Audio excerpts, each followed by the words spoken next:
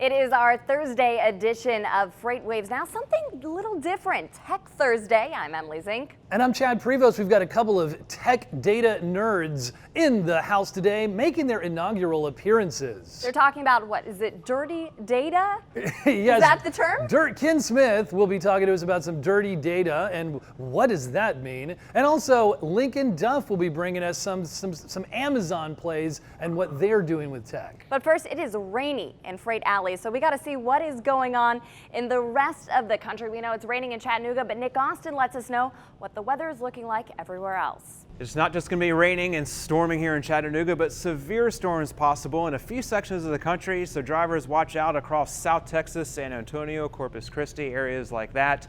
Not only severe storms, but intense heat as well. Heat index getting up to about 110, 115 degrees down there.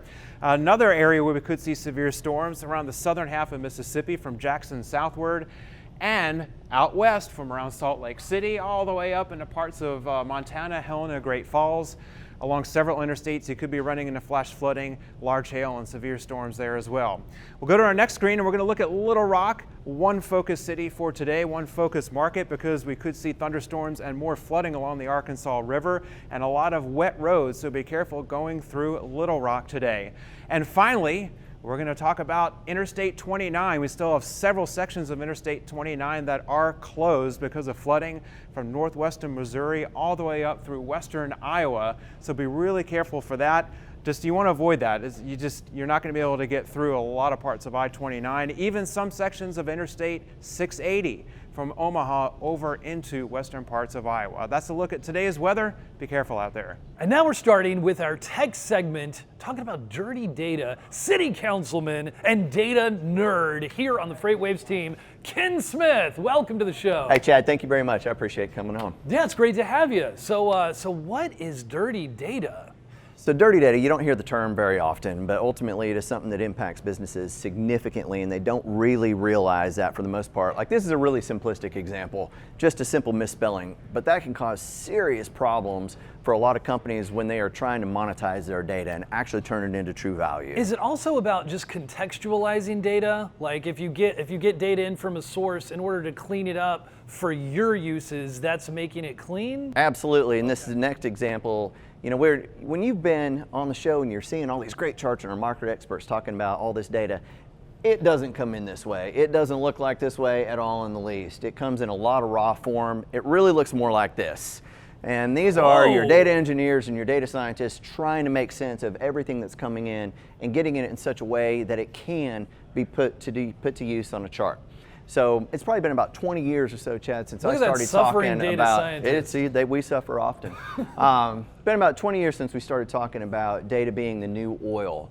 And really that's a great analogy from a commodity standpoint, understanding how valuable data is, but it also relates to when you get data in, it's in a very raw form, and it takes a lot of complex work to refine it and actually put it in a form that can be utilized. How much dirty data is out there? Is it kind of an ever-expanding universe of data? It is, as data grows. So by the year 2025, the expectation is that we're going to have 175 trillion gigabytes of data, and upwards of 80% of that can be dirty data. So it's a massive amount that we're talking about that our processes have to continually be improved in order to make that valuable.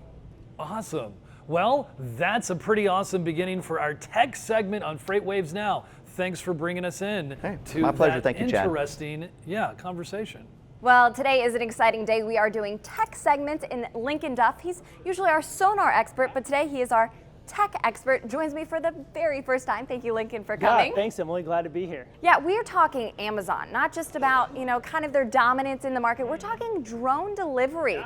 Cool video here. Talk about this, Lincoln. Yeah, cool video. So the FAA just approved Amazon to begin package delivery via drone technology this week. So this is the drone they debuted at a conference last week. Their CEO of Worldwide Consumer, Jeff Wilk, talked about this drone and the ability for it to fly and deliver packages. Now, this drone looks a little different than the average drone that we see. Yeah, so the normal drone you see kind of people flying is a quadcopter, has four different lift and balance variables. This one has 6, which is a little safer, and it actually, Amazon claims it is as safe as a commercial airliner, which is a surprise, but hopefully it's something we see going forward, because you don't want any accidents that would kind of ruin the drone delivery. Yeah, it would kind of put it at a halt. You were saying something very interesting to me about how it carries up to 5 pounds, but 80% of the deliveries they're making right now are around 5 pounds. Yeah. So this is perfect. Yeah, so 80% of orders on Amazon are items 5 pounds or under. So this is a pretty big potential to be flying up there. And the drone, as you can see, has some cool technology. They use 2 different cameras, a heat sensor thermal camera and a motion detector camera, so they can tell if there's a paraglider, if there's power lines, if there's a wiener dog in the backyard. They'll be able to see that, so there's no accidents. I like how you mentioned the wiener dog. Yeah, should we say this is a game changer, or did you say this is just what's part of the master plan? Amazon likes to come up with a lot of ideas. They've been talking about drone delivery for a while.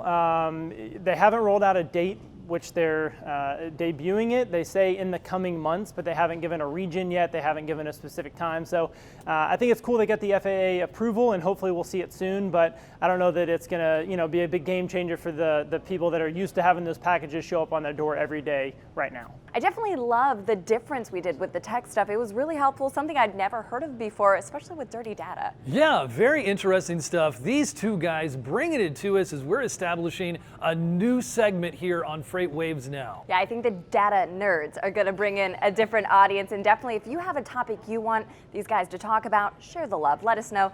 Tweet to us. You could message us on Facebook, anything you're watching on YouTube right now. And we have an Instagram. That's right. You want to join the cool kids, be on Instagram. That's what everyone's doing it apparently. Yeah, like you need to. I think I do. Anyway, thanks for tuning in. We are here for you each and every business day. Weather coming out a little earlier now, but we are still with you at 4 p.m. Eastern Time. So thanks for tuning in and share the love. Anything else, Emily? Don't worry. Be happy. happy. All right.